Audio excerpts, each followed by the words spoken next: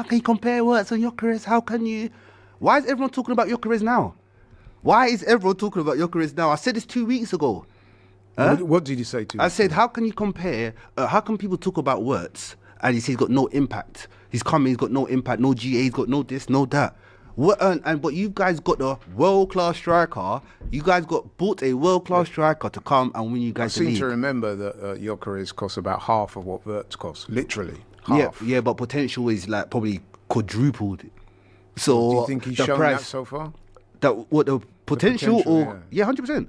Everyone can see. You're happy with what he's produced so far? What Wirtz? Yeah. He can produce much more.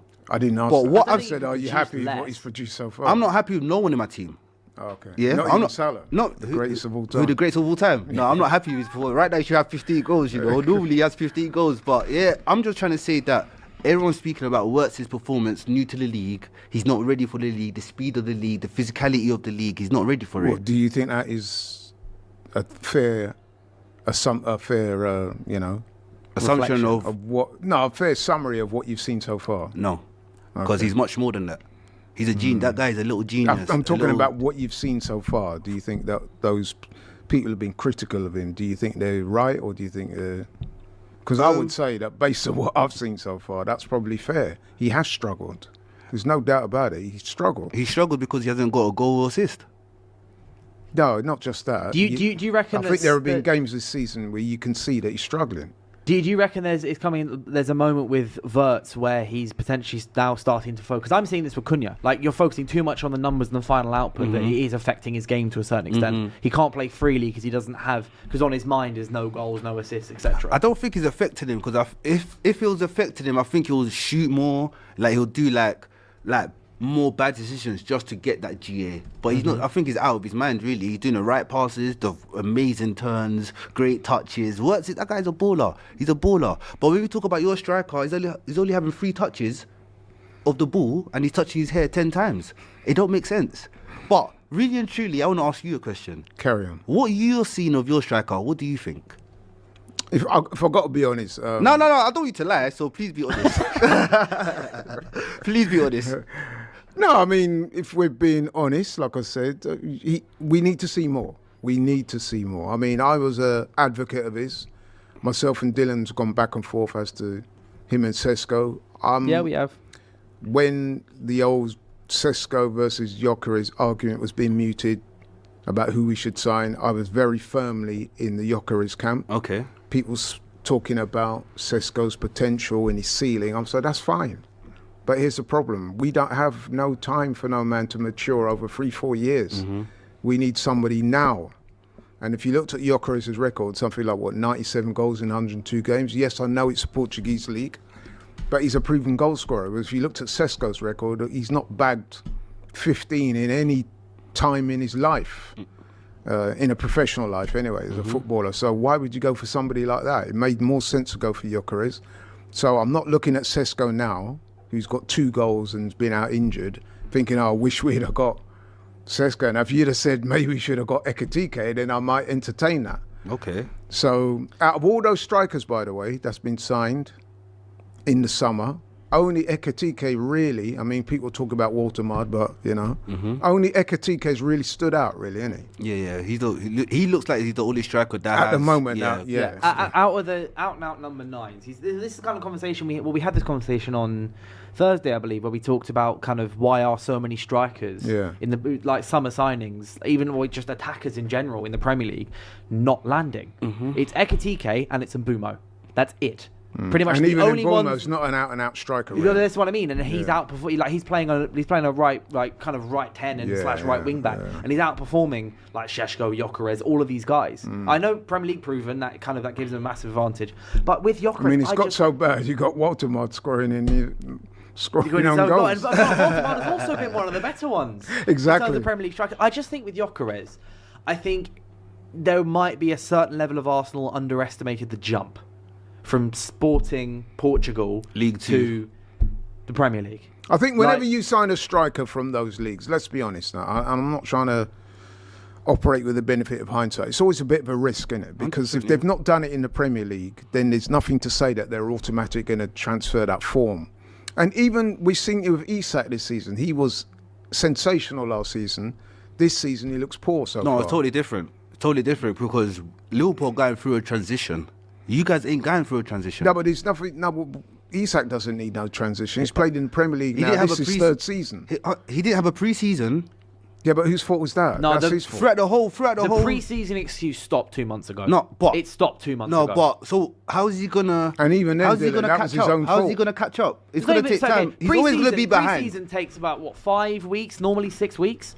So generally, 5-6 weeks into the season, maybe even extend that to kind of maybe 7 or 8 weeks, you should be fit. It's not like it's not like Isak was sat there on his bum watching telly Mackies in the meantime. He was training at home. He was training Real Sociedad. He was training. He was doing pre-season training. Yes, it wasn't with Liverpool, and probably yes, it wasn't as rigorous as it would have been. But it's not like he rocked up to Liverpool day one, having done nothing in the summer. I really think the pre-season thing, I understand it to a certain extent because I've seen it with my players. I've seen it at United, but at this point, it can't be used as an excuse anymore.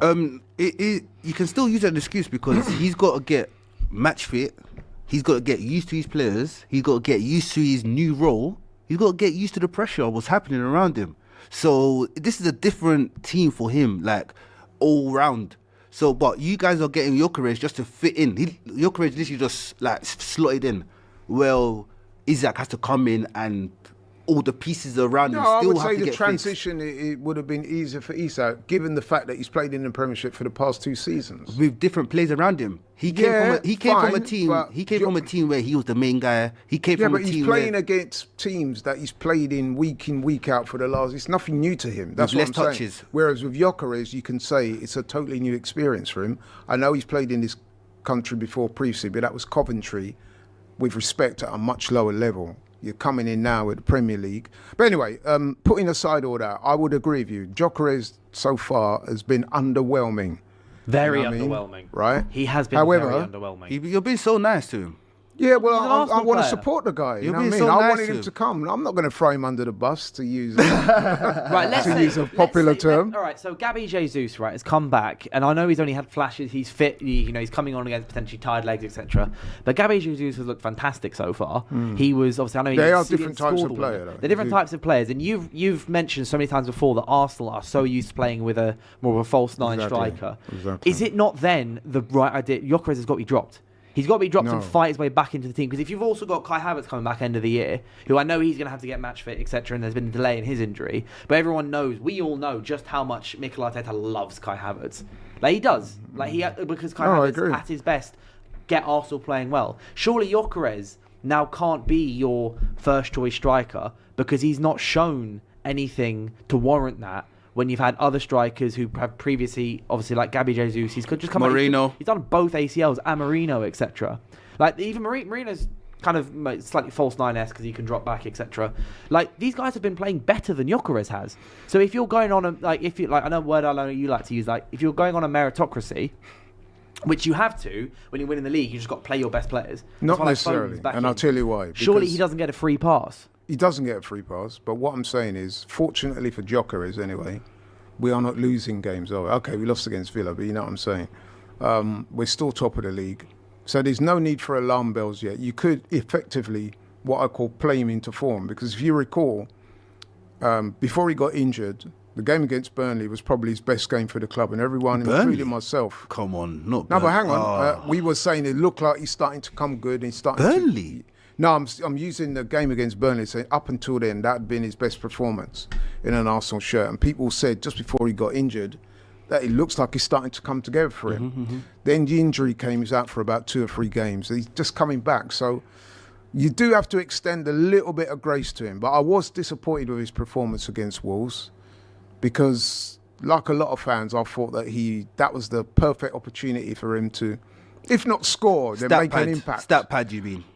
Stat pad's a little bit disrespectful. No, but you know stat pad is so real. It's reality. He scores against these small teams. But when you go to a big game, like big teams, he's not doing nothing. What I would say, is that he was disappointing against Wolves. There's no doubt about that. Yeah. And I think that he is on a bit of borrowed time, especially now you got Jesus coming back into things and looking sharp.